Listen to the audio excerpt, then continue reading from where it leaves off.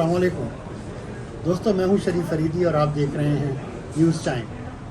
हस्बे वादा हस्बे दस्तूर एक नई वीडियो के साथ। और आज भी मेरे साथ जनाब सैयद फुरकान हैदर साहब हैं, जिन्होंने मुझसे वादा किया था कि मैं आपके साथ बैठूंगा और फिर गुफ्तगू करेंगे, मुख्तलिफ़ मौज़ूआत पर गुफ्तगू होगी। और मैं ज़्यादा उसको तूल नहीं दूंगा इंट्रोडक्शन को, क्योंकि मुझे पता है कि जितना भी पाकिस्तान में और खुसूसन कराची में जितने भी कॉमेडी स्टेज कमर्शियल स्टेज हुआ है, और उसकी इब्तिदा जो है वो जनाब फुरकान हैदर साहब ने की थी।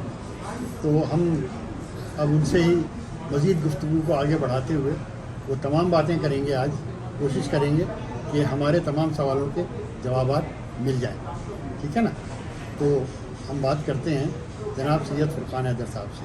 अस्सलाम वालेकुम। वालेकुम सलाम, कैसे हैं आप? अल्हम्दुलिल्लाह फुरकान साहब, दरअसल मैं बहुत दिन से आपसे ये सवाल करना चाह रहा था कि पाकिस्तान में जो शोबिज़ या यूँ समझ लीजिए कि कॉमेडी कमर्शियल स्टेज ड्रामा जो शुरू हुआ, तो उसमें आप जब आए तो आपके आने की क्या वजह बनी? आपके साथ तो और भी बहुत सारे लोग जुड़े बाद में, तो कैसे मेरे आने की मैं शो बिजनेस में आना नहीं चाहता था। मैं तो सिविल इंजीनियरिंग कर रहा था सैफी पॉलिटेक्निक में। 64 में मेरे फादर जो अलीगढ़ से पढ़े हुए थे, MA किया हुआ था, यहाँ हेड मास्टर थे, वो रिटायर कर दिए गए जबरी, जो हमारा पाकिस्तान में सिलसिला होता है। तो उनकी फाइल नहीं मिल रही थी पेंशन की। तो मेरे बड़े भाई क्योंकि फिल्म भी कर चुके थे और रेडियो पे बड़े मशहूर आर्टिस्ट थे इब्राहिम नफीस साहब, तो बार बार अम्मी को कहते थे कि आप मुझे अब्दुल से कहें मुझे ले चलें तो फाइल मिल जाएगी उनकी। मेरे फादर इस बात को मानने को तैयार नहीं थे। एक दिन फादर, नफीस भाई और मैं हम ADBR के दफ्तर गए जहाँ उनकी फ़ाइल थी। तो वहाँ नफीस भाई को देख के चपरासी भी वो अफसर भी खड़े हो गए और इब्राहिम नफीस साहब आए, इब्राहिम नफीस साहब आए। मैं खड़े होकर सोचता रहा कि मेरे फादर MA अलीगढ़ के, हज़ारों शागिर्द उनके, और नफीस भाई को इतनी इज्जत दे रहे हैं शो बिजनेस में होने की वजह से। तो उस दिन मैंने डिसाइड किया कि यार ये पढ़ाई वढ़ाई तो बहुत सेकेंडरी चीज़ है, आदमी को पढ़ाई के साथ शो बिजनेस भी करना चाहिए। तो मेरे शो बिजनेस में आने की वजह मेरे बड़े भाई थे, और फिर मैं शो बिजनेस में आया। 66 में मेरे फादर की डेथ हो गई और फाइल वाइल तो उसी वक्त मिल गई थी और वो सिलसिला भी शुरू हो गया। और फिर 66 मेरा फाइनल ईयर था पॉलिटेक्निक का। तो मैंने कहा भाई को कि मैं शो बिजनेस में आना चाहता हूँ। कहले भाई अच्छी चीज़ नहीं है, भाई अच्छी नहीं है तो आप क्यों कर रहे हैं? तो फिर मैं जाता था डिस्ट्रीब्यूटर के दफ्तर, कहानियाँ सुनाता था। हालांकि मैं स्टूडियो नहीं गया हुआ था, मगर मेरे एक दोस्त थे, बंगाली थे, बांग्लादेश नहीं बना था, तो वो बंगाली थे, गुलाम हुसैन लाडू, और उनके भाई म्यूज़िक डायरेक्टर थे अली हुसैन, जो उन्होंने छोटे साहब, दाग, कुली और मुस्तफ़ीज़ की फिल्मों की म्यूज़िक दी है। तो वो ढाका में होते थे और उनके फादर और वो छोटे भाई गुलाम हुसैन लाडू कहते थे, वो तबला बजाते थे, वो यही होते हैं। बंगालियों का तो म्यूज़िक का बहुत क्रेज़ होता है। तो इस तरह से हम लोग बैठ के रेडियो पे ख़त लिखते थे कि भाई आज हमारी फरमाइश आ जाए। अगर कभी हमारा नाम अनाउंस हो गया रेडियो से तो बड़े खुश होते थे। तो उसी में मुझे एक चांस मिला 67 में। मैंने एक डिस्ट्रीब्यूटर को कहानी सुनाई और उसने मुझे ढाका भेज दिया। उस ज़माने में 75 रुपये का टिकट होता था स्टूडेंट का ढाका का। तो मैं ढाका चला गया। मैं फिर वहाँ मिला। उस ज़माने में लाडू भी वहीं चले गए थे, उनके भाई तो थे ही म्यूज़िक डायरेक्टर। تو غلام میں مستفید اور احتشام سے ملا، اور ندیم صاحب کی چکوری لگنے والی تھی یا لگ گئی تھی، اور دوسری فلموں کی وہ سلسلہ شروع تھا. ہم نے بھی شبانہ اور ندیم صاحب کو ہی کاسٹ کیا تھا اس فلم میں، مگر کیونکہ میری مونچھیں بھی پراپر نہیں نکلی تھی تو علی حسین نے مجھے کہا کہ کون ہے تمہارا ڈسٹریبیوٹر، کون تمہیں فائنینس کر رہا ہے. وہ 3.5 لاکھ روپے اس زمانے میں فلم بن جاتی تھی، تو 3.5 لاکھ روپے کا فائنینس تھا میرے پاس. تو اس نے مجھ سے پوچھا تو میں نے اسے بتایا، تو وہ پھر یہاں آیا ویسٹ پاکستان، اور اس نے آ کے بتایا کہ بھائی اس زمانے میں بنگلہ دیش نہیں پتا. تو اس نے آ کے کہا کہ بھائی وہ تو بچہ ہے، آپ نے اس کو پیسے الاؤ کر دیے. اس نے کہا تھا جو بھی پیسے ہیں آپ جائیے گا ایوریڈی پکچر ڈھاکہ میں، اور وہاں سے اپنا کہہ کے پیسے کیش کرا لیجیے.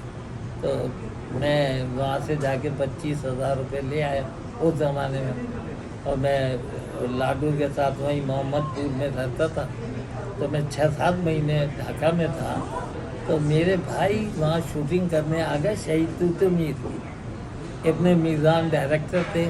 اب انہوں نے مجھے ڈھونڈنا شروع کیا کہ یہ پال ٹیکنک چھوڑ کے اور وہاں ڈھاکہ جا کے بیٹھ گیا. تو وہاں پتہ چلا کہ بھائی فلاں کے پاس ہے. تو انہوں نے بلا کے مجھے کہا کہ واپس جاؤ تم پاکستان، تم یہاں کیا کر رہے ہو ڈھاکہ میں. اور میں نے کہا مجھے تو ایک بنگالی فلم بھی مل گئی ہے. میں نے بنگالی کی ایک ڈسٹریبیوٹر تھے برکت بھائی، اور نے ایک اسٹوری سنائی، انہوں نے کہا بنگالی میں بناؤ. تو میں نے کہا مجھے تو یہاں فلم میں ابے ہمیں کوئی ڈائریکٹر نہیں لیتا، ہم ایکٹر ہیں. میں ڈائریکٹر بننے آیا تھا، میں ایکٹر بن گیا، تمہیں کون ڈائریکٹر لے گا، تم تو کچھ نہیں کرتے. تو میں خیر واپس آ گیا. پھر نفیس بھائی آئے، انہوں نے اپنی فلمیں شروع کی، حسینہ کیا چاہے اور دل والے. تو میں ان کو اسسٹ کر رہا تھا. پھر جمیل مرزا صاحب ڈائریکٹر ہوتے تھے، ان کے ساتھ بوائے فرینڈ میں نے اسسٹ کی، اور ساتھ میں ایڈیٹنگ سیکھتا رہا. پھر ڈھاکہ فال ہوا تو امین الاسلام منٹو جو چکوری کے ایڈیٹر تھے وہ کراچی آ گئے، تو وہ ہمارے ایڈیٹر ہوتے تھے. تو ان سے میں نے ایڈیٹنگ سیکھی، اور پھر میں پبلسٹی فلمیں ایڈٹ کرنے لگا. پھر میں نے کلر فلم سروسز ایک ہوتا تھا ادارہ جو پبلسٹی فلم بناتا تھا، تو ان کے میں نے زندگی کی پہلی جاب کی ایز اے ایڈیٹر. تو جو کیپٹن کی فلم تھی، مین ڈیمانڈ کیپٹن ورلڈ اوور، وہ میں نے ایڈٹ کی. پھر نیشنل بینک کی ایک فلم تھی چکر والی، گول چکر والی، نیڈ آف دی نیشن کے نام سے، وہ میں نے ایڈٹ کی. پھر میں نے UBL، برک بانڈ اور ساری چائے کی فلمیں، کیونکہ کلر فلم سروسز بہت بزی تھا، اور پاکستان ٹوبیکو ان کے انڈر میں کام کرتا تھا. تو وہ کام کرتے رہے. پھر حاکم بھائی جھرک شوٹنگ کرنے گئے K2 سگریٹ کی، تو وہاں وہ جو سندھی فوک فنکار تھے وہ ساتھ میں تھے. وہاں پھر ان کی طبیعت خراب ہو گئی، اور پھر وہ نہیں ہوئے. پھر ان کے بھائی آنر ہو گئے، ان کی ڈیتھ کے بعد حاکم علی صاحب کے. تو پھر میں نے تھیٹر کر رہا تھا. پھر میں 71 سے میں تھیٹر کر رہا ہوں ڈھاکہ فال ہونے کے بعد، کیونکہ لاہور ساری انڈسٹری کراچی کی لاہور چلی گئی. وحید مراد اور پرویز ملک اور نفیس بھائی اور سب. تو نفیس بھائی نے مجھے کہا یہاں کیا کروں گا، میں نے کہا میں کچھ کروں گا. تو پھر میں نے تھیٹر شروع کیا، اور ساتھ میں پبلسٹی فلم کی ایڈیٹنگ کرتا تھا میں اور بناتا تھا. اب اس کے بیچ میں سوال یہ پیدا ہوتا ہے کہ یہ تھیٹر جو آپ نے شروع کیا، تو اس کی کیسی ابتدا کیسے ہوئی، یہ تمام لوگ کیسے آپ کے ساتھ جڑے، اور شروع میں آپ کے ساتھ کون کون اداکار؟ ہاں ہوا یہ کہ جب میں فلمیں کرتا تھا تو محلے کے بچوں کو شوق تھا تھیٹر کرنے کا.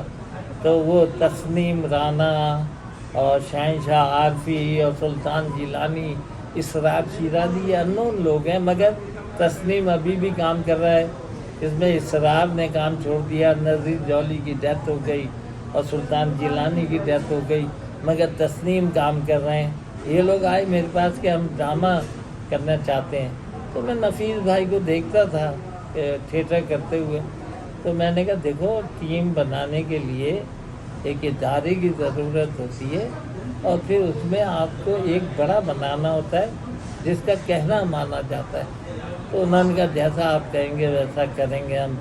تو ہم نے پہلا ڈرامہ، ہمارے رائٹر تھے قمر خورشید احمد، قمر خورشید احمد نے ڈرامہ لکھا، اس کا نام تھا کرائے کے ٹٹو۔ وہ ایک دن کا ڈرامہ تھا، وہ پہلا ڈرامہ تھا آپ کا؟ پہلا ڈرامہ تھا میرا کرائے کے ٹٹو، اور اس کو قمر خورشید احمد نے لکھا۔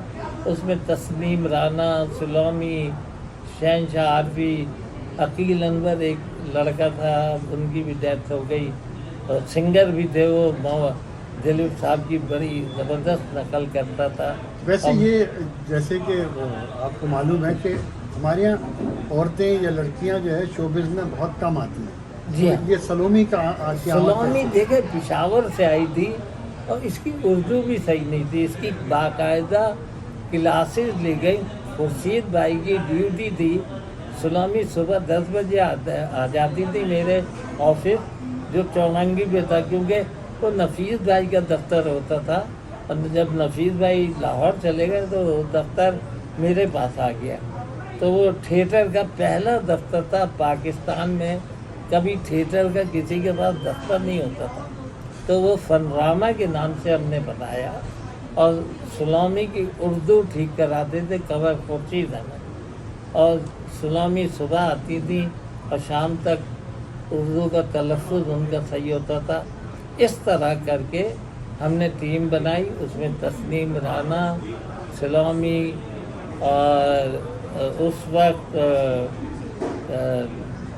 اور پشتو لڑکیاں تھیں، اور تو زیادہ لوگ نہیں تھے 70s میں۔ جب ہم نے وہ ڈرامہ کر لیا، اور وہ ڈرامہ تھا ان ایجوکیٹڈ والدین، ایجوکیٹڈ اولاد، یعنی جو جنریشن گیپ ہے اس کے اوپر خورشید بھائی نے بہت اچھا لکھا تھا، تو اس کو بینک خرید لیتے تھے، کیونکہ وہ میسج کے ساتھ ڈرامہ تھا۔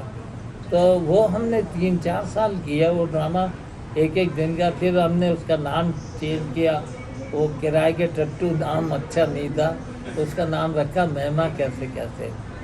وہ ڈرامہ ہوتا رہا، ڈرامہ وہی تھا، اس کا نام چینج کیا، کیونکہ نام کرائے کے ٹٹو جو تھا وہ عجیب سا نام تھا۔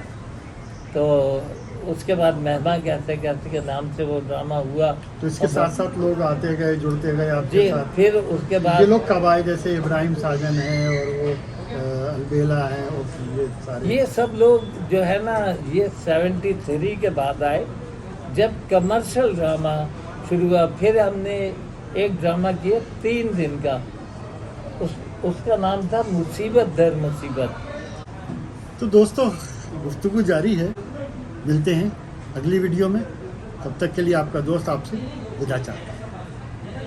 Bye bye.